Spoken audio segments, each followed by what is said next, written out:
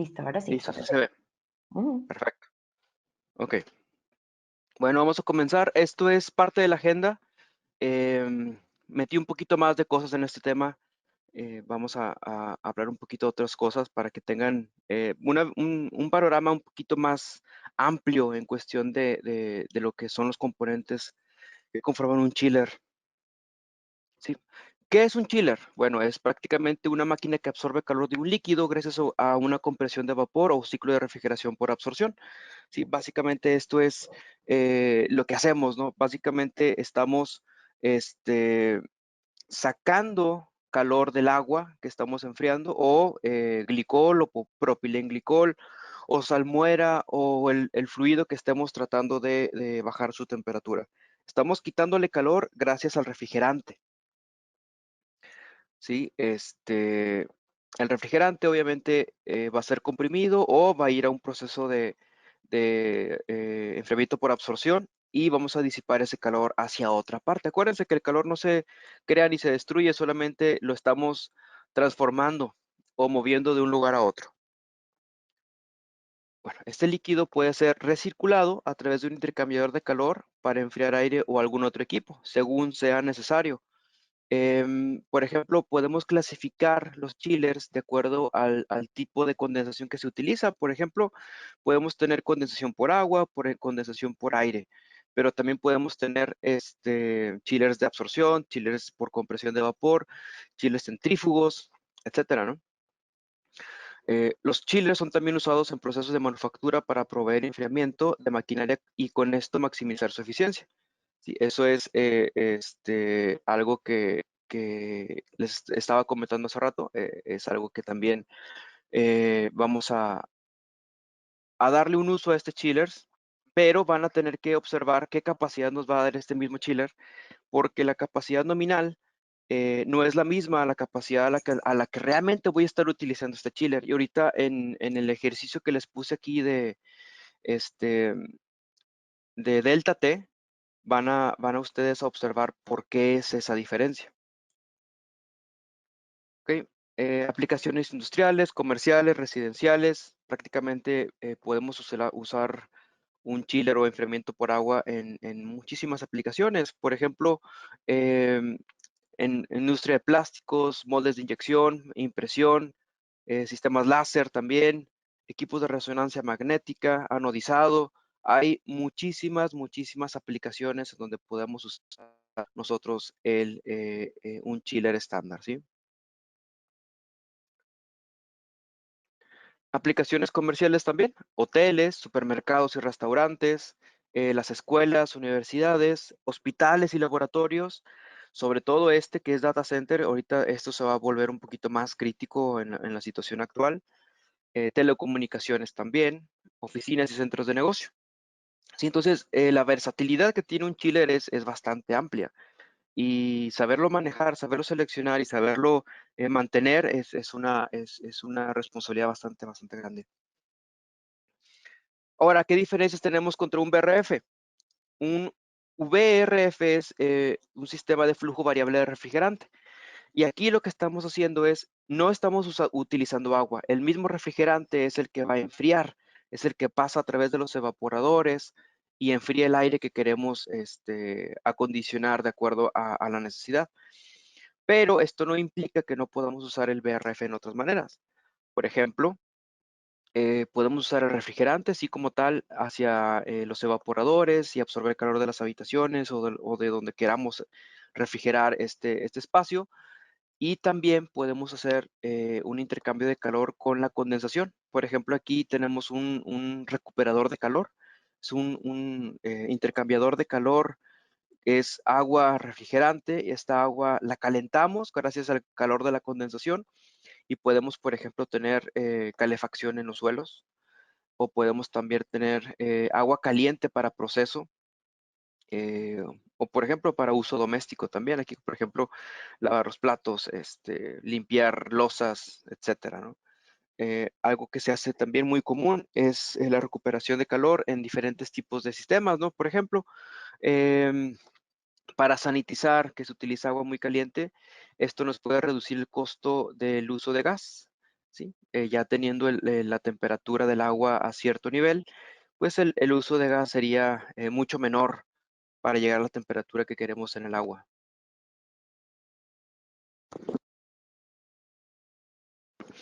Ahora bien, ¿cómo trabaja un chiller? Aquí les separé todos los componentes, bueno, o por lo menos los más principales. Primero, el agua fría absorbe calor de la manejadora de aire, es decir, el calor va del aire hacia el agua, ¿sí? El agua absorbe este calor, pasa a una bomba, la bomba manda esta agua de regreso al evaporador y en el evaporador el agua caliente, por así decirlo, transfiere su calor hacia el refrigerante, ¿sí? Volviendo otra vez a la temperatura de diseño. Una temperatura de diseño estándar en un chiller es cuando tenemos aquí, por ejemplo, en el punto 2, el agua entrando a 12 grados y saliendo a 7 grados. Sí, esa es la selección estándar de un chiller, ¿sí? Entonces, de aquí el refrigerante que ya absorbió el calor del agua pasa al compresor. Aquí elevamos la presión y la temperatura de este refrigerante y pasa al punto número 3, que es la condensación. El condensador, bueno, ese intercambiador de calor que ahí se ve como de casco y tubo, lo que va a hacer es darnos un área de transferencia de calor entre lo que es el refrigerante y agua, pero agua que viene de una torre de enfriamiento, ¿sí? Es decir, aquí va a entrar el refrigerante caliente a una alta presión, va a salir a la misma presión, pero a una temperatura mucho más baja, ya convertido en líquido refrigerante. De este lado, el calor que estamos absorbiendo del refrigerante pasa hacia el agua va a ir hacia una torre de enfriamiento o por ejemplo, pues sí, básicamente una torre de enfriamiento. También puede ser un tratamiento de aguas. Si se está reutilizando esta agua, probablemente necesitamos tener un tratamiento químico para evitar que se nos ponga demasiado dura. Y aquí, por ejemplo, el agua sale caliente y regresa fría otra vez para volver a absorber calor de lo que es el refrigerante, ¿sí? El refrigerante entra al condensador, disipa el calor absorbido y en este punto el agua absorbe el calor del refrigerante y con esto logramos la condensación. Prácticamente el sistema de refrigeración está entre 2 y 4. Tenemos evaporación, compresión, condensación, ¿sí? La expansión la vamos a hacer en este punto, cuando el líquido refrigerante entra de nuevo a el evaporador. Y aquí, por ejemplo, bueno, aquí ya puede haber muchísimos otros tipos de evaporadores, pero no vamos a entrar en ese tema en este momento. Por ejemplo, aquí así podrían ver ya de una manera un poquito más gráfica digamos, el layout o la distribución de cómo están los componentes de un chiller. Aquí tenemos la manejadora de aire, los compresores, el evaporador. Aquí tenemos este que es el condensador, el color gris. Tenemos una bomba de agua aquí para el agua caliente que viene, bueno, por así decirlo, caliente, que viene de la torre de enfriamiento para poder hacer la condensación. Y de este otro lado tenemos el agua fría del proceso. Sí, aquí, por ejemplo, les decía, podemos regresar el agua a 12 grados y por aquí podemos estar inyectando el agua a 7 grados para un enfriamiento estándar de un chiller. Estas son las condiciones más o menos. La temperatura de condensación va a depender completamente de la temperatura que tengamos disponible del agua. En algunas ocasiones donde el agua es muy barata se puede estar utilizando agua de la llave, pero esto no es algo recomendable ya que el gasto va a ser mucho mayor. Entonces, tener agua recirculada con un tratamiento químico y a través de una torre de enfriamiento es una opción mucho más ecológica, económica y de mejores resultados también. Acá de este lado tenemos, por ejemplo, aquí la entrada y salida de refrigerante. Tenemos aquí la válvula de expansión, por aquí entra refrigerante ya expandido a baja presión. Aquí logramos la evaporación de este refrigerante y salimos con un refrigerante ya recalentado directo hacia el compresor.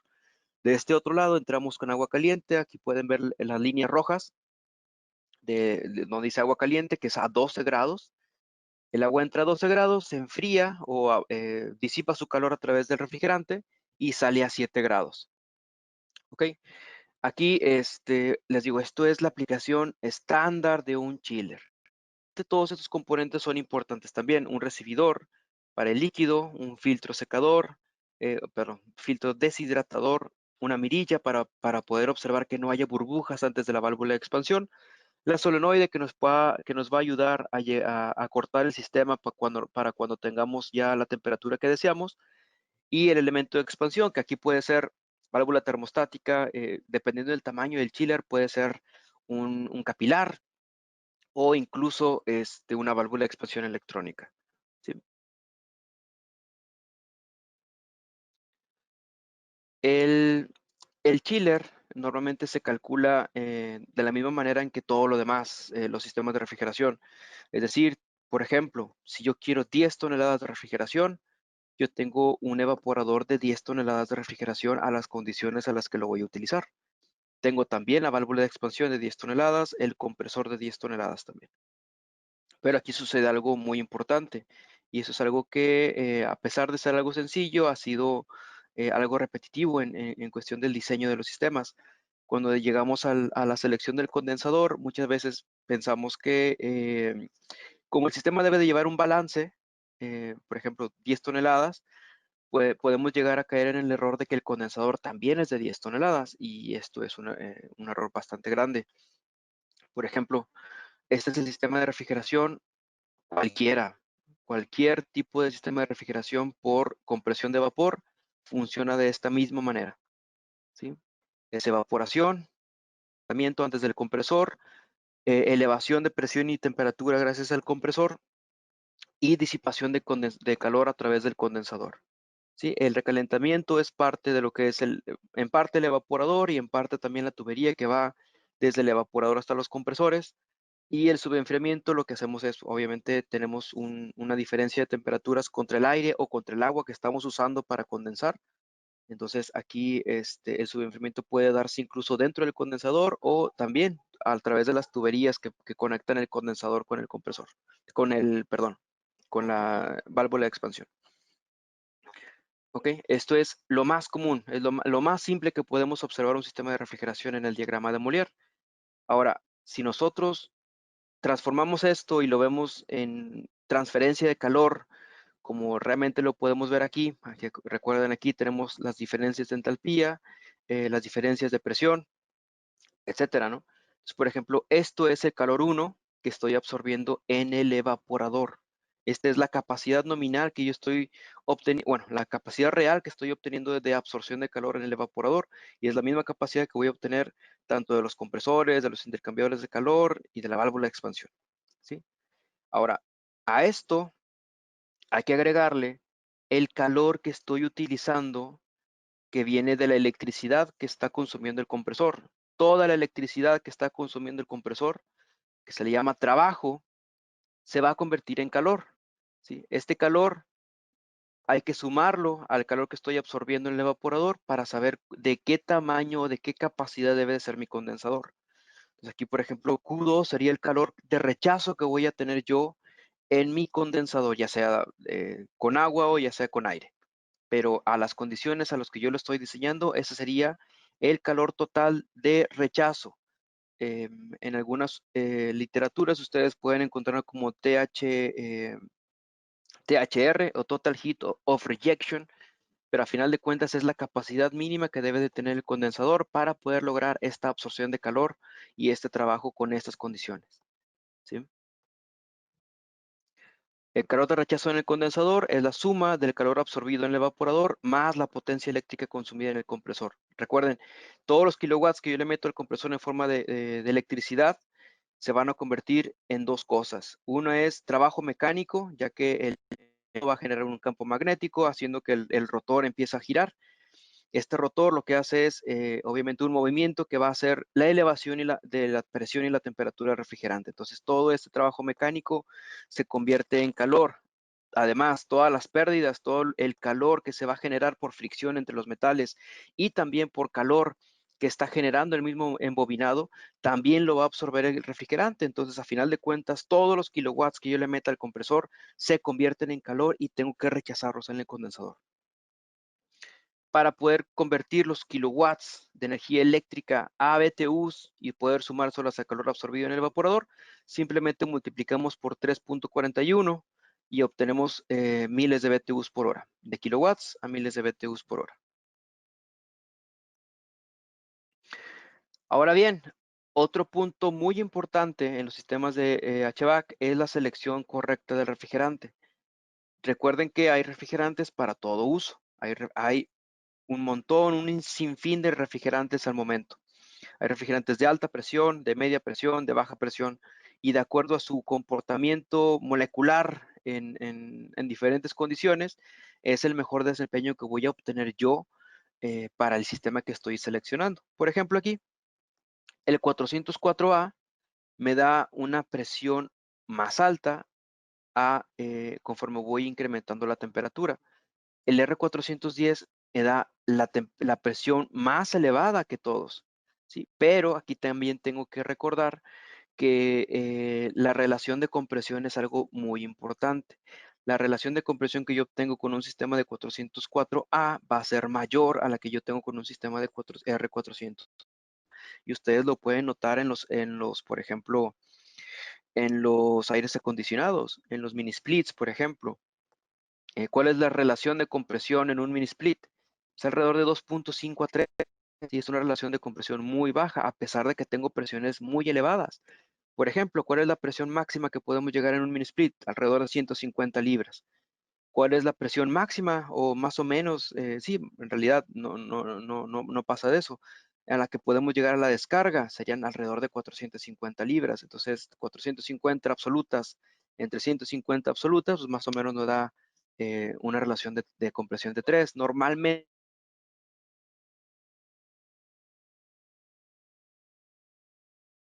va a estar a una condición diferente, ¿no? Siempre vamos a tener un sistema trabajando a condiciones más bajas a las que ha sido diseñado.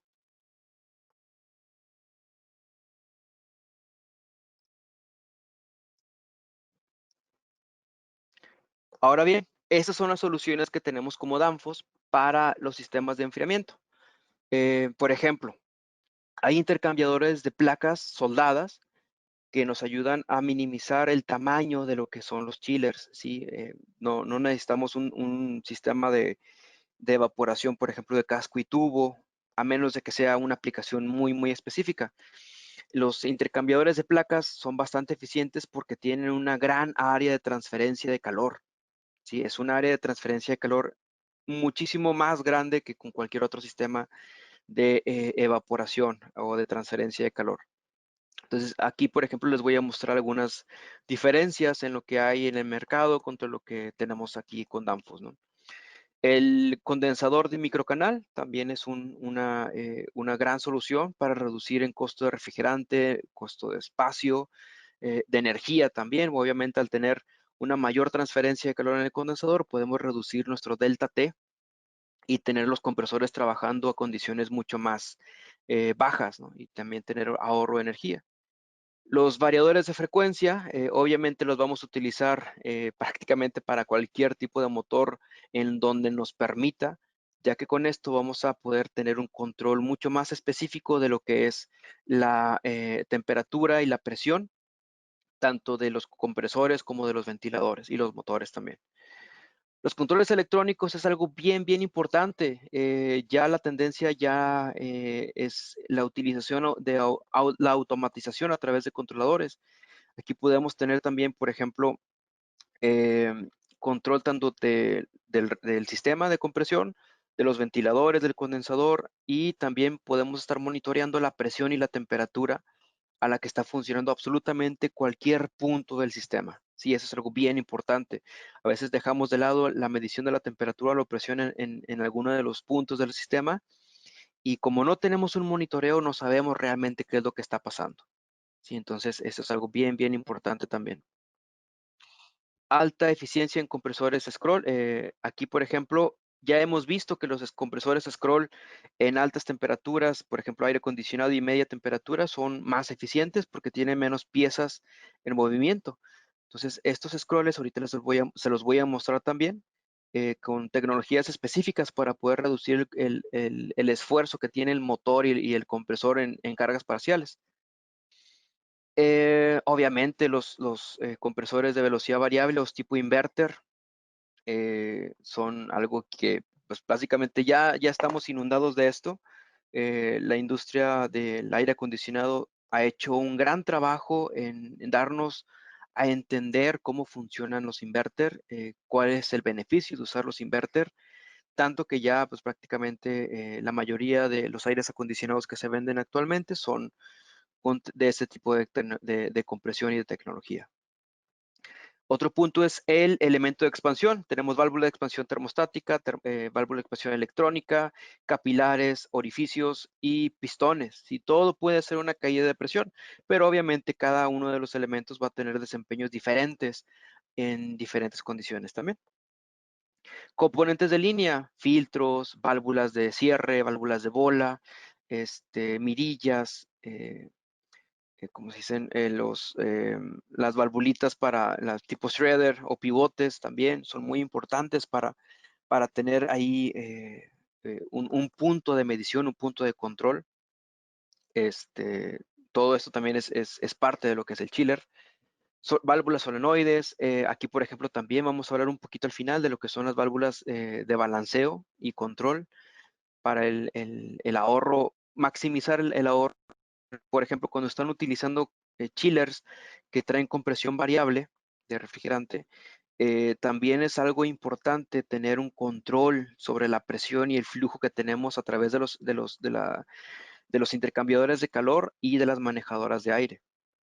¿Sí? El flujo de agua obviamente también puede estar variando de acuerdo a la necesidad que tengamos en cada una de las habitaciones o espacios refrigerados.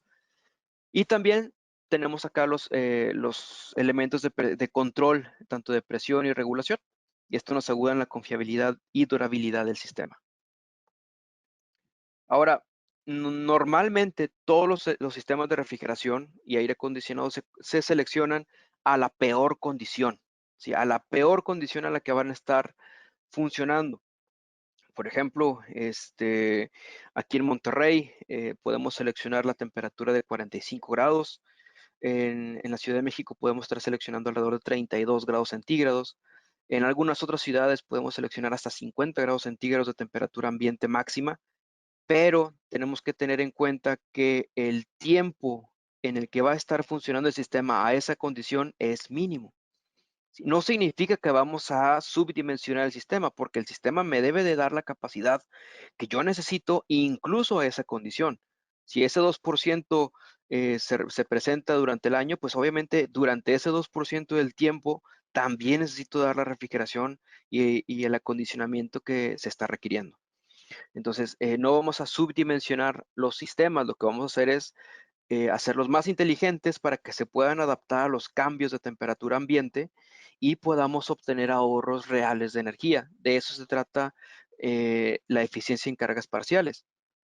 Cuando estamos empezando a modular los sistemas es cuando realmente estamos ahorrando energía. Cuando estamos con los sistemas al 100%, no podemos escatimar en energía. Es decir, la energía que estamos absorbiendo en calor tiene un equivalente en consumo de energía eléctrico. ¿Sí? Ahí básicamente vamos a estar al 100% en todas partes. 100% de absorción de calor, 100% de consumo de energía. Pero conforme vamos bajando la capacidad del sistema, obviamente vamos a tener ahorros importantes en el consumo de energía sin sacrificar ni el confort, ni las temperaturas, ni absolutamente nada más. Hablando de lo que son las cargas parciales, Danfoss tiene un gran rango de opciones para poder lograr esto. Aquí, por ejemplo, podemos tener tecnología IDB.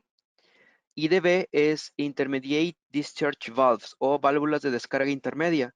Esos sistemas los tenemos instalados en compresores que van desde 7,5 toneladas hasta 50 toneladas y en compresores scroll inverter que van desde 4 hasta 26 toneladas de refrigeración. ¿Sí? Ahorita vamos a hablar un poquito de lo que son las válvulas IDB. Modulación por etapas en configuración manifold. Manifold, estamos hablando de configuraciones en tándem, tríos o más compresores. ¿Sí? Aquí, por ejemplo, tenemos una configuración en trío de este lado. Con compresores Danfoss podemos ir desde 5 hasta 120 toneladas en un solo circuito. Y tenemos también un rango bastante amplio en cuestión de compresores inverter en conjunto con otros compresores. Es decir, pudiéramos tener un compresor de variación de velocidad dentro de este tándem o este trío y los otros compresores serían de velocidad fija. Y obviamente también tenemos los compresores de velocidad variable. Aquí esto es, bueno, ya les digo, ya la industria del aire acondicionado ha hecho el trabajo de mostrarnos los beneficios de todo esto, hasta 80% de ahorro de energía, mencionan algunas etiquetas. Eh, en sistemas de enfriamiento industriales podemos ver que es alrededor de un 40% del ahorro de energía. Eso es una cantidad de energía bastante elevada si tenemos en consideración los costos de estar utilizando un sistema de ese tamaño, ¿sí? Y también, obviamente, asegurando que los procesos sigan su curso, ¿no? Que sigan produciendo las mismas líneas industriales, ¿no? Un amplio rango de compresores que van desde 4 a 26 toneladas. Podemos tener los 52 toneladas en tándem. Compresores turbocore, que son libres de aceite. Vamos a hablar un poquito de los compresores turbocore también, que van desde 60 caballos hasta 350 caballos, que son alrededor de más de 1000 toneladas en combinación o en manifold, ¿sí? Y básicamente esa sería nuestra gama. Tenemos compresores pequeños en plataformas pequeñas, que son los HRM, HLM, HSM, DCJs, por ejemplo, que van desde de 2 toneladas hasta 10 toneladas. ¿Sí? Tenemos los que son medianos, que van desde 7 a 15 toneladas, y los grandes que van desde 20 hasta 30 toneladas de refrigeración. En refrigerantes, por ejemplo, 407, todavía R22, alguno que otro puede seguir usándose con 404. Y obviamente también todos los nuevos refrigerantes, ¿no? Por ejemplo, 452 y 454B también son refrigerantes que ya están aptos para usarse en estos tipos de compresores. Ahora sí, esto es el IDB y van a estar escuchando IDBs por un buen tiempo desde ahora porque a pesar de que ya tiene alrededor de un año que salió al mercado, no se ha promocionado lo suficiente. Creo que en este año vamos a estar hablando mucho más de lo que son las válvulas de descarga IDB porque es un beneficio bastante interesante en cuestión de ahorro en compresores.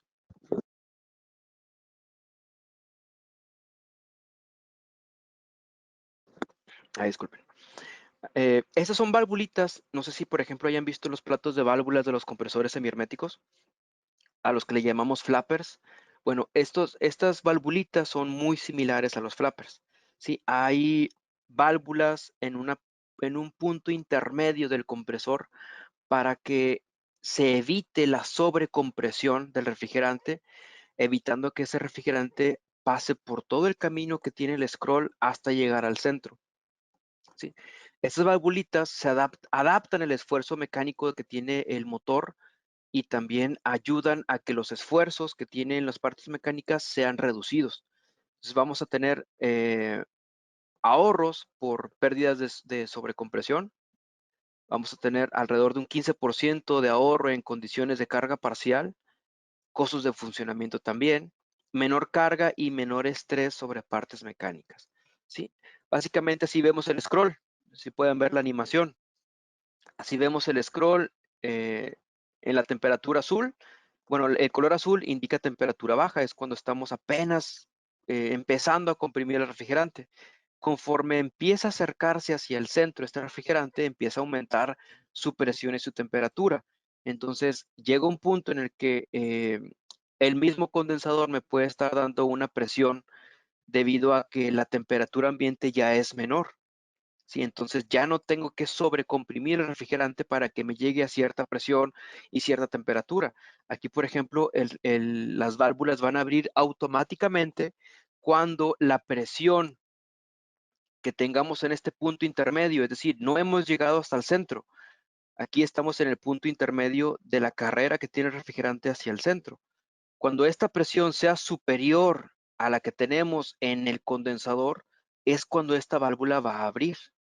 ¿Sí? Si la presión del condensador sigue siendo mayor, entonces esta válvula va a permanecer cerrada y todo el refrigerante va a pasar hasta el centro del compresor para lograr la presión suficiente y vencer la presión de la condensación. ¿Sí? Ese es el principio de funcionamiento.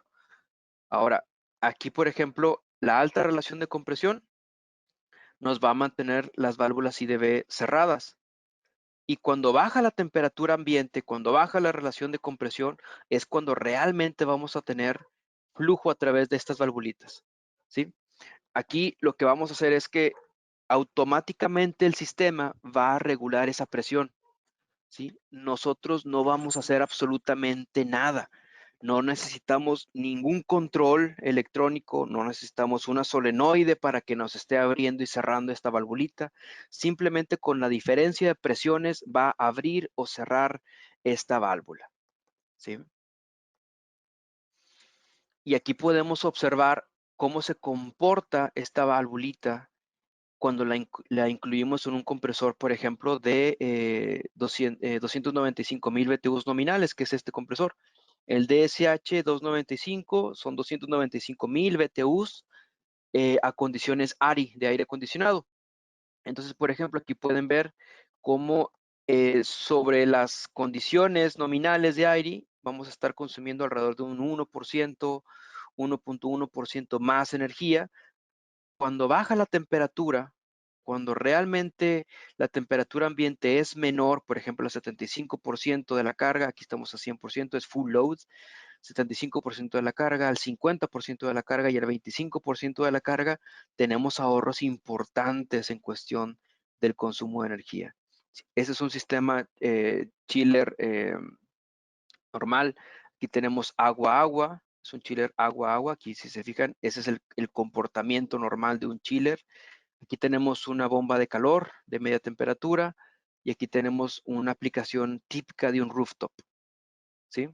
Si se fijan, podemos llegar hasta un 20% de ahorro de energía dependiendo de las condiciones ambientales. Eso es automático. Si ustedes no tienen que hacer nada, no necesitan comprar un control específico para activar una solenoide que abra y cierra de acuerdo a las condiciones. No, aquí es completamente automático, es mecánico y estas valvulitas van a estar abriendo y cerrando solamente cuando sea necesario. ¿Qué nos da esto? Pues no solamente beneficios en el ahorro de energía, sino que también podemos tener un rango de aplicación más amplio, ¿sí?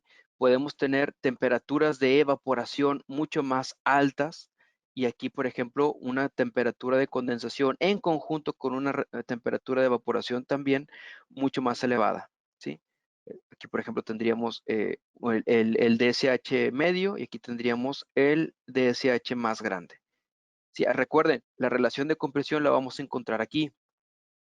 La temperatura de evaporación la vemos en la parte de abajo y la de condensación la vemos en la parte de las Y, ¿sí? Las horizontales es evaporación, las verticales es condensación. Entonces, por ejemplo, si yo tengo un chiller estándar, estaría hablando de que una temperatura alrededor de 2 grados de evaporación con alrededor de 50 grados, entre 40 y 50 grados de temperatura de condensación, ¿sí? Este sería mi punto de diseño, ¿sí? Ahora, ese sería mi punto máximo de temperatura ambiente, ¿sí? Máximo de temperatura de condensación. Y ahorita les voy a mostrar en lo que es la selección de los intercambiadores de calor y su delta T, por qué podemos llegar a este punto. Cuando no estemos en ese punto, porque ya vimos que es alrededor del 2% del tiempo en todo el año, el resto del tiempo vamos a estar en una condición por debajo de esa, ¿sí? Y vamos a estar dentro del área donde realmente vamos a obtener ahorros de energía gracias a las válvulas IDB. Ahora, mucha gente puede pensar, oye, pero es que son unas valvulitas mecánicas, metálicas, ¿qué tanto duran? ¿Cómo puedo saber que no van a cerrar antes de tiempo? ¿Cómo puedo saber que no van a abrir antes de tiempo? etcétera, ¿no? Entonces, estas valvulitas han sido probadas una gran cantidad de tiempo, ¿sí? Hemos tenido, por ejemplo, pruebas de durabilidad de más de 1000 horas a las peores condiciones, abriendo y cerrando las IDBs 170 millones de veces a carga máxima, ¿sí? Esto nada más para confirmar que nunca se llega al punto de fatiga de material, ¿sí? Las válvulas IDB se introdujeron en el mercado en los compresores SH485, que son de 40 toneladas, en 2012 y hasta el momento se tienen 0 fallas debido a lo que son las válvulas IDB. ¿Qué no es IDB? Esto no son válvulas de descarga intermedias. No es modulación. La modulación lo podemos obtener gracias a compresores en tándem, trío, compresores con velocidad variable y demás, ¿no? Es compresor de velocidad variable tampoco. O sea, si ustedes ven un compresor con IDB, no significa que tenga un variador de frecuencia, pero si ustedes ven un variador de frecuencia Danfoss, es muy probable que tenga válvulas IDB. No están peleadas una tecnología con la otra y ahorita la vamos a ver. Pero si ustedes ven un compresor fijo de velocidad a 60 Hz que tiene IDB, no es necesariamente un compresor con velocidad variable. Tampoco es un bypass de lo que es la alta presión a la baja presión, ¿sí? No es un bypass, no estamos ahorrando energía por dejar de comprimir. No, eso no está pasando aquí. Aquí lo que estamos haciendo es comprimir el refrigerante hasta llegar a un punto superior a lo que se tiene en el condensador, nada más. ¿Okay? Los compresores con IDB nos dan exactamente la misma capacidad que un compresor estándar de velocidad fija, con mayor eficiencia en condiciones de baja relación de compresión. ¿Ok? 940. Ok. Este es prácticamente la joya de la corona que tiene Danfoss ahora. Es un compresor magnético que no utiliza aceite, que básicamente tiene unos bujes o unos chumaceras, ¿no? o este, soportes, como le quiera llamar, que son electromagnéticos. Se le aplica un campo electromagnético para poder separar el eje de las chumaceras o de los bujes y básicamente no hay contacto. Entonces, al no haber contacto, pues no tenemos necesidad de utilizar aceite y esto nos ayuda también en todo el sistema de refrigeración. Uno, no tenemos pérdidas por fricción en el compresor. Y otro, recuerden que el aceite es un aislante y tener aceite en los intercambiadores de calor, pues obviamente reduce la capacidad de transferencia de calor que vamos a tener en esos intercambiadores. Entonces, es un beneficio doble. El ahorro de energía con este compresor es impresionante, ¿sí? Es lo máximo que podemos tener en ahorro de energía. No solamente del compresor, sino del sistema completo. Hay diferentes tipos de aplicaciones, ¿no? Como ustedes saben, bueno, hay más de 80,000 compresores TurboCore funcionando al día de hoy en diferentes partes del mundo. En América el 30%, en Brasil hay alrededor de 400 piezas, en Europa alrededor del 30%, China también, y bueno, otros países por allá por Oceanía también están con un 10%. Entonces tenemos en tipos de aplicación, el 75% de los compresores TurboCore se han estado utilizando en chillers con condensación con agua. Y el 25% se han usado en chillers con condensación por aire, ¿sí? Esto nada más cambia el tipo de compresor. Uno es para alta relación de compresión, que son los chillers enfriados por aire, y uno es para baja relación de compresión, que son los chillers enfriados por agua. Y esta es toda la gama que tenemos de TurboCore. Podemos ir, les decía, desde 60 HPs, bueno, tenemos uno de 40 también, que puede funcionar con refrigerantes ya más nuevos, más actuales, como el 1234ZE o el 515B. Aquí, por ejemplo, los compresores más grandes hasta ahora todavía siguen funcionando con 134A, pero están en proceso de validación para poder utilizarse con nuevos refrigerantes. Entonces, por ejemplo, aquí tenemos la familia TGH, TTH y VT. ¿Cuál es la diferencia de este compresor? Bueno, tenemos aquí un gran control, ¿sí? Este compresor tiene la máxima en electrónica interna, tanto para protección como para funcionamiento. Aquí estamos monitoreando básicamente todas las funciones que tiene el compresor para poder lograr un desempeño correcto. Tenemos por aquí lo que son, acá están, el motor. Esos son los álabes que van a provocar, que van a ayudarnos a generar la compresión, y por aquí están también las chumaceras que están soportadas en los ejes, bueno, que están soportando el eje aquí de manera electromagnética. Aquí este es el que no me va a generar fricción debido a que no hay contacto entre la chumacera y el eje. ¿Sí? Esto es lo máximo que tenemos ahora en cuestión de tecnología para ahorro de energía en chillers y sistemas de enfriamiento con agua. ¿Sí? Ahora, el Turbo Core no solamente ha ganado premios, ha sido digamos, por ejemplo, ha sido el mejor invento en refrigeración en varios años seguidos, en las ferias ARI, por ejemplo, de ASRAE también. El IPLV es un índice de cargas parciales que es un estándar por el cual se rigen la mayoría de los chillers de ciertas capacidades. Y aquí, por ejemplo, tenemos el mejor IPVL, que es una especie de SEER también, con hasta 50% de ahorro de energía. En cuestión de ruido, podemos tener a decibeles menos de ruido. Y acuérdense que cada 3 decibeles es el doble del ruido del anterior. Entonces, 8 decibeles es una gran cantidad de ruido que estamos también dejando de generar. Es compacto también, puede ser hasta 1,700 libras o 771 kilos más ligero que un compresor de la misma capacidad de otra tecnología y sin pérdidas de eficiencia. ¿Sí? Es la misma eficiencia a través de todos los años. ¿Por qué? Porque no tiene desgaste, ¿sí? Porque no hay aceite, no hay contacto mecánico entre las partes.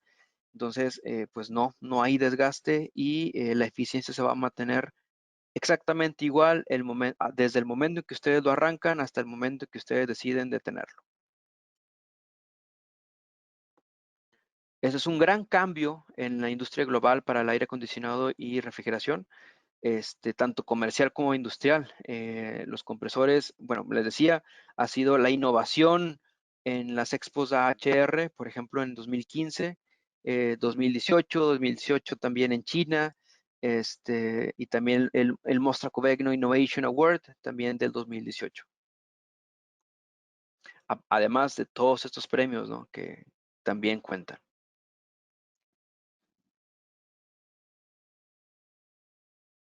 Ok, pasamos ahora a lo que es variación de velocidad, pero en compresores scroll.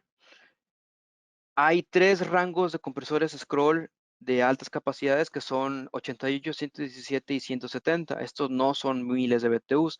Ustedes pueden observar la mayoría de los modelos de compresores de Danfoss son basados en condiciones ARI, y en el mismo nombre del compresor ustedes pueden ver la capacidad que tiene ese compresor. En este caso no, ya que estos compresores son de tecnología especial.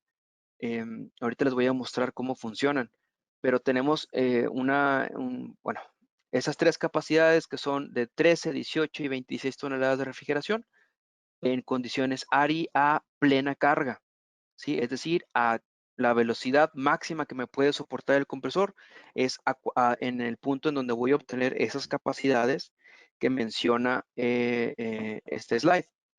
13, 18 y 26 toneladas de refrigeración en carga máxima.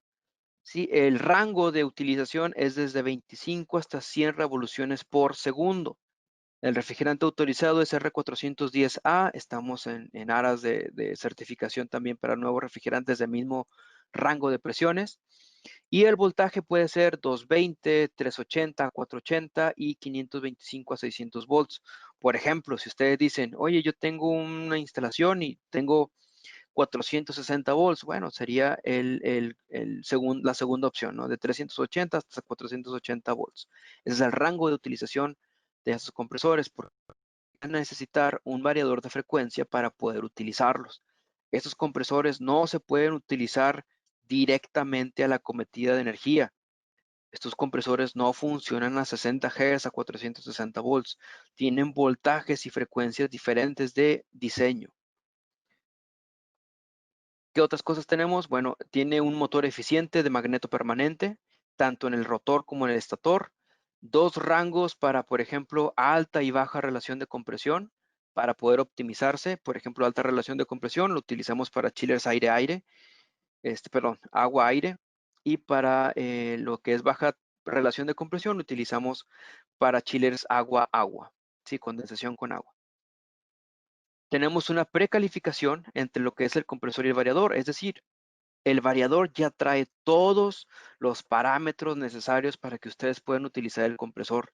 Si no se necesita ser un experto en variadores de frecuencia para poder arrancar un compresor de ese tipo, ya que como ya tenemos toda la configuración de todos los parámetros que tiene este motor, ya guardados en la memoria del variador, solamente tenemos que poner alrededor de 8 a 10 parámetros para decirle, por ejemplo, cuál es la velocidad mínima, cuál es la velocidad máxima que yo quiero, si es que la quiero cambiar y no quiero que sea de 25 a 100 Hz, cuál es el objetivo de presión o de temperatura, dependiendo qué valor esté utilizando, qué refrigerante estoy usando, que obviamente va a ser R410, y cuál es el compresor que voy a utilizar. Algunos variadores pueden usarse en varios compresores, sobre todo si el variador es más grande que el compresor, ¿sí?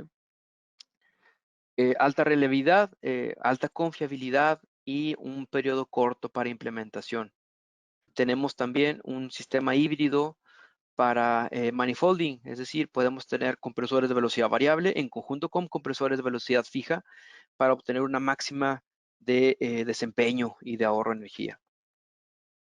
Ahora, tenemos tipos de compresores. Por ejemplo, el VRJ es a 220 volts, pero es monofásico. Esto puede ser una gran ventaja para instalaciones residenciales. Aquí tenemos de 2,5 hasta 5 toneladas. Los BZH 028, 035 y 44 podemos ir hasta 4 toneladas de refrigeración. Y del 44 al 59 podemos ir desde 4 a 7 toneladas de refrigeración, ¿sí? Y obviamente los que estábamos hablando hace rato, que son la segunda generación, que ya va a estar la tercera generación también, de los VZH, son los que vamos a tener desde 13 hasta 26 toneladas de refrigeración. Los VZH 067, que son de 8.5 a 11 toneladas de refrigeración, ya están a punto de salir también.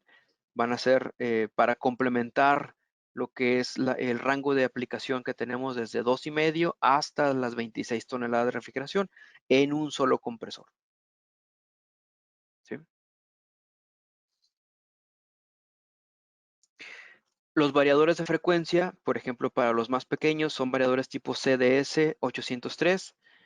Es Compressor Drive System, que es un variador de frecuencia especialmente diseñado para este tipo de compresores.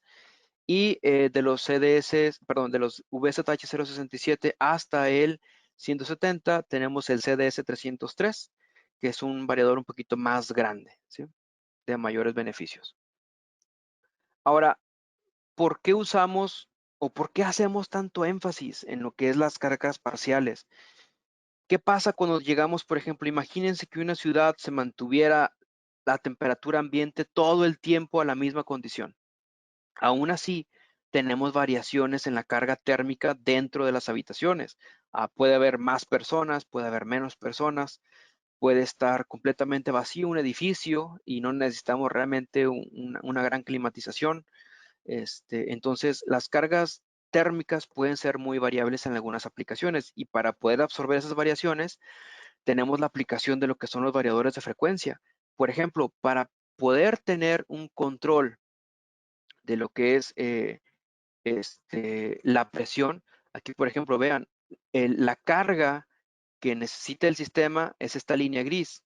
Si la carga que necesita el sistema se cae, ¿qué va a pasar? Pues bueno, el compresor va a estar arrancando estas partes son compresor encendido, compresor apagado, compresor encendido otra vez, compresor apagado, etcétera, ¿no? Entonces, así se va a comportar un compresor de velocidad fija. Así se comportan prácticamente todos los compresores de velocidad fija. La temperatura, aquí le vamos a ir bajando. Cuando el sistema requiere más capacidad, obviamente el compresor está encendido. Cuando llegamos al set point que nosotros buscamos, el compresor se apaga, pero la temperatura vuelve a subir. En este punto, el compresor vuelve a encender, llega al set point y vuelve a apagarse. La temperatura vuelve a subir. Entonces, el compresor vuelve a arrancar, vuelve a apagarse, la temperatura vuelve a subir y así este es el ciclo normal de un compresor de velocidad fija, ¿sí? La velocidad siempre va a ser a 60 Hz y aquí, por ejemplo, tenemos la fórmula de lo que es la velocidad del compresor, que dependemos directamente de la frecuencia de funcionamiento, ¿sí? La velocidad está en función de la frecuencia a la que está alimentándose el motor eléctrico. Entonces, si aumentamos la frecuencia o disminuimos la frecuencia, estamos aumentando o disminuyendo también la velocidad de giro del compresor. Entonces, cuando nosotros tenemos un compresor con velocidad variable, si la carga cae, la velocidad se va ajustando solamente para mantener el compresor encendido, dándonos el set point que nosotros estamos buscando. Sí, aquí, por ejemplo, podemos tener variaciones bastante importantes en las temperaturas porque también los compresores necesitan tiempo tanto de encendido como de apagado. Si nosotros llegamos a la temperatura que queremos y el compresor se apaga y tenemos un tiempo mínimo de 5 minutos para volver a arrancarlo, entonces la temperatura es libre de elevarse cuanto sea posible durante esos 5 minutos. Y cuando se termina esos 5 minutos que son el time delay para el compresor va a volver a arrancar con la temperatura interna, obviamente, más arriba. En cambio acá podemos tener, con la variación de la frecuencia, podemos tener aquí variaciones de hasta 0.5 grados hacia arriba o 0.5 grados hacia abajo, es decir, 1 grado de diferencia conforme a lo que tenemos de set point. Sí, es algo bastante importante. Por ejemplo, esto ayuda tanto al ahorro de energía como para también el confort. No hay momentos en los que se sienta demasiado frío y tampoco hay momentos en los que se siente demasiado caliente. ¿Sí?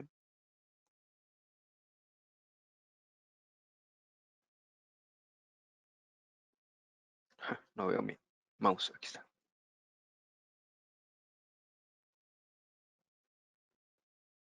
Ah, listo. Otra cosa que nos ayudan los variadores de frecuencia es a reducir los picos de corriente de arranque. Recuerden, cuando un compresor estándar arranca, puede llegar hasta 6 a 8 veces de corriente nominal de funcionamiento. Entonces, por ejemplo, aquí, cuando un compresor arranca, por menos de 0.1 segundos, podemos llegar a tener un 160 amperes de pico de corriente de arranque. Este mismo compresor, cuando se le aplica un variador de frecuencia, podemos llegar a reducir hasta 48 amperes de pico de corriente de arranque. Es una disminución muy importante en cuestión.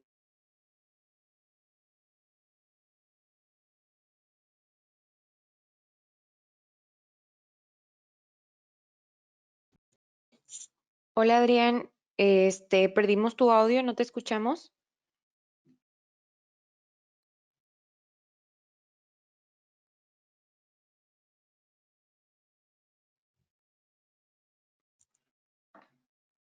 Adrián, ¿nos escuchas? Compresor muchas veces o más de lo que el compresor soporta de acuerdo a su ficha técnica, entonces estamos sobrecalentando ese barniz y en algún momento se va a caer y cuando se caiga vamos a tener un problema de que vamos a tener ahí también arcos eléctricos entre lo mismo embobinado y ahí es cuando podemos tener ya también un daño en el motor. Entonces es algo muy importante. La reducción de los picos de corriente de arranque se puede lograr también con arrancadores suaves, no es lo mismo, pero también funciona, por ejemplo, para compresores de velocidad fija, pero con compresores de velocidad variable esto es algo que ya viene así. Sí, eso es una de las características que ya están así. Y, por ejemplo, los compresores de velocidad variable de Danfoss traen motores especiales, no giran a la misma velocidad que un compresor de velocidad fija cuando le metemos a 60 Hz. Y para explicárselos aquí, Así funcionaría un compresor de velocidad fija cuando le metemos un variador de frecuencia. El torque es una de las características que tienen los variadores de frecuencia cuando estamos hablando de compresores. Hay aplicaciones de variadores de frecuencia de todo tipo, ¿sí? Hay para compresores de refrigeración, hay para ventiladores, para molinos, para bandas transportadoras, para muchísimas otras aplicaciones donde se tiene un motor eléctrico que puede permitir variación de la frecuencia. Para cada aplicación hay diferentes características, por ejemplo, diferentes características de torque, de velocidad, de cuánto voltaje puede soportar, etcétera. Cuando se habla de compresores, se trata de buscar un torque constante, ¿sí? ¿Por qué? Porque a final de cuentas no importa que la velocidad del compresor, el refrigerante necesita una cantidad de energía para poder comprimirse, ¿sí? Y eso es algo constante, no importa también si es menor cantidad de refrigerante, de todos modos tenemos que llegar del punto A al punto B en cuestión de presiones y temperaturas, ¿sí? Entonces, esto me indica que tenemos que tener un torque constante en lo que son los compresores. Entonces, si el compresor tiene una capacidad adicional, si el motor del compresor tiene una capacidad adicional, podemos llegar a tener un incremento en la frecuencia. Algunos compresores que hay en el mercado, pueden ver ustedes ahí tanto la ficha técnica, por ejemplo, que dicen que pueden permitir hasta 10 o 15% más velocidad de la nominal.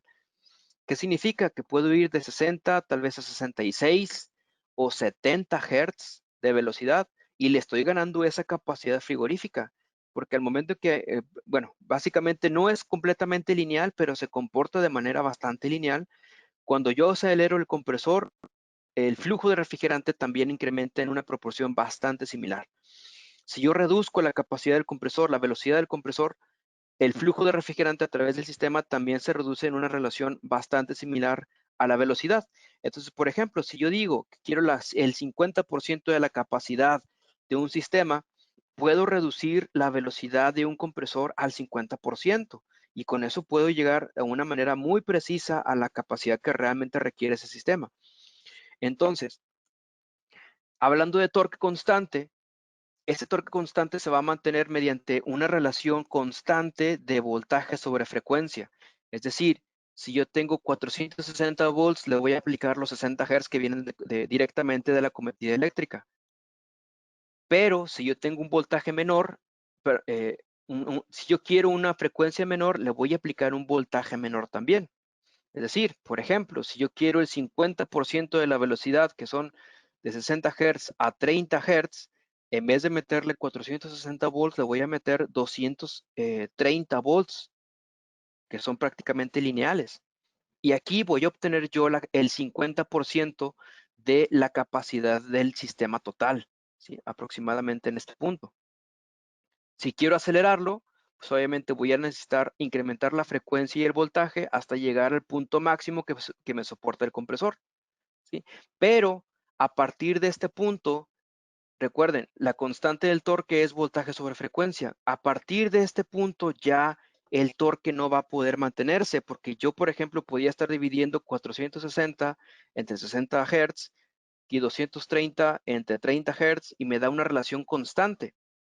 Cuando yo llego al punto máximo, ya no puedo sacarle más voltaje a lo que es la cometida eléctrica, pero sí puedo acelerar un poquito más el compresor. Entonces, aquí es donde se nos va a empezar a caer el torque. ¿Por qué? Porque ahora tengo los mismos 460 volts que yo tenía en 60 Hz. Ahora va a ser lo mismo, pero a 70, 80 o 90 Hz, ¿sí? Esto es lo que pasa con un compresor de velocidad fija cuando se le aplica un variador de frecuencia. Esto no aplica con los compresores VZH o de velocidad variable que tiene Danfoss porque funcionan a voltajes y frecuencias diferentes. Y es por eso que no los podemos conectar directamente a la cometida eléctrica, ¿sí? El variador va a recibir los 460 volts a 60 Hz, pero lo va a convertir a un voltaje y una frecuencia diferente para poder obtener desde el 25 hasta el 100% de la capacidad de ese compresor, ¿sí?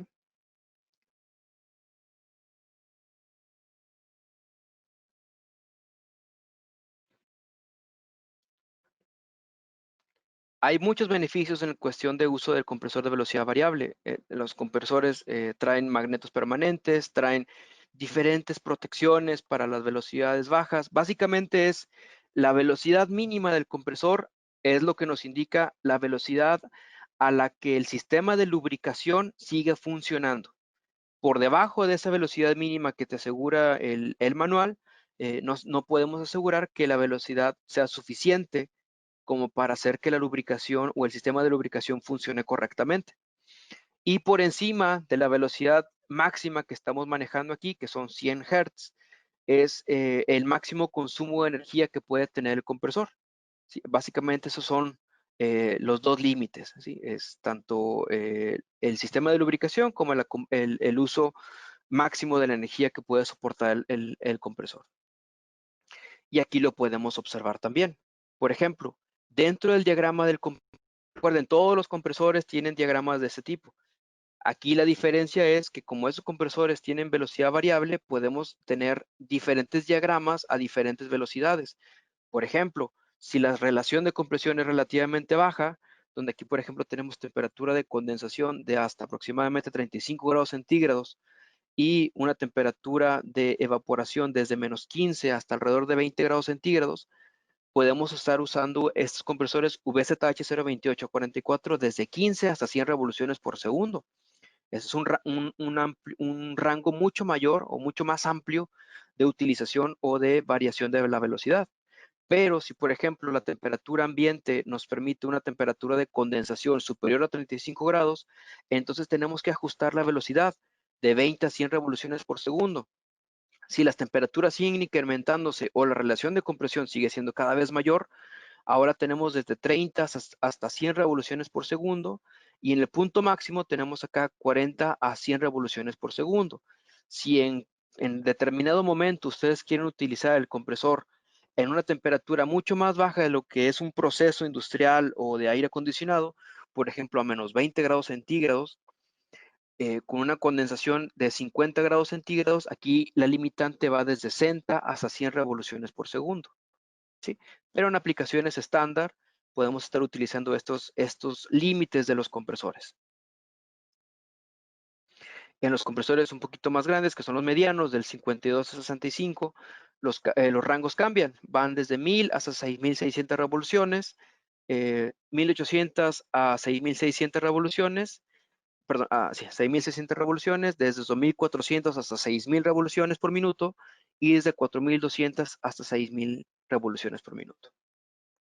En los compresores más grandes, que son los estándar que estamos utilizando ahorita para 13 a 26 toneladas de refrigeración, también tenemos estos límites de 25 a 100 revoluciones por segundo. Es lo que normalmente se maneja en casi cualquier aplicación, ya sea heat pump, aire acondicionado, chillers, etcétera.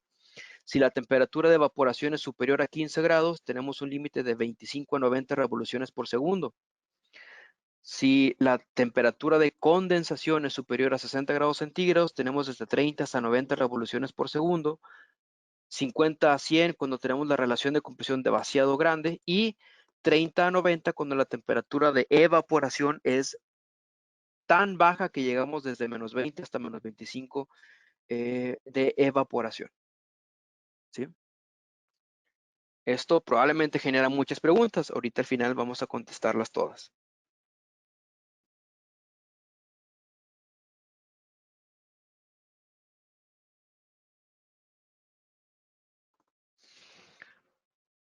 Ahora pasando al siguiente componente, que son las válvulas de expansión, tenemos aquí la válvula colibrí. La válvula colibrí es una válvula de expansión electrónica, ¿sí? Que es de la última generación que tenemos en cuestión de válvulas de expansión. Déjenme les muestro cómo funciona.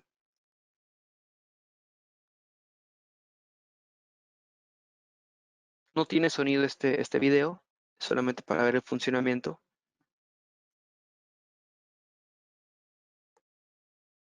Tiene muchos beneficios.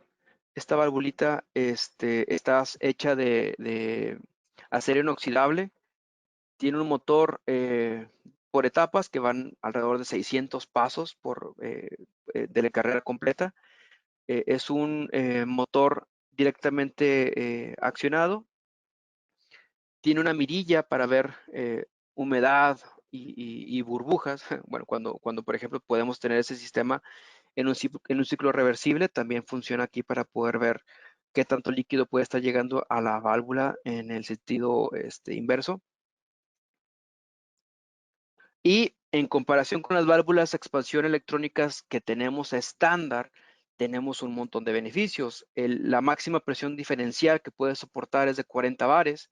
Son 7 bares de diferencia comparado contra las válvulas estándar que teníamos antes. 50 bares de presión máxima de trabajo comparado contra 45 que teníamos antes. Refrigerantes, antes usábamos máximo 9, ahora tenemos hasta 40 refrigerantes diferentes que se pueden utilizar con esta válvula. Puede usarse el sistema sin aceite, por ejemplo, en el compresor Turbo Core que les mostré hace rato. No, ¿por qué? Porque las ETS anteriores tienen algunos mecanismos que necesitan lubricación. En este caso, las válvulas Colibrí sí se pueden utilizar en sistemas libres de aceite. Tienen aprobación UL, tienen aprobación ATEX de zona 2. El peso también es mucho menor, de 1.700 gramos aproximadamente a 350 gramos pesa la válvula. Es hermética, anteriormente era prácticamente hermética, ahora sí lo es completamente. La máxima corriente que puede soportar el coil o la bobinita eran 100 miliamperes con 140 miliamperes de pico, ahora son 600 miliamperes con aproximadamente 800 miliamperes de pico. El número de pasos también se redujo desde 2.600, 3.500 a 600 pasos. Esto hace que la válvula sea mucho más rápida. El tiempo de apertura y cierre son de 8.5 segundos y 11.5 segundos para las válvulas anteriores y 3.75 segundos para las válvulas nuevas. Las características de comportamiento en el mismo driver, antes era una curva tipo S, como se puede ver en la derecha, la ETS 50 contra la ETS 100.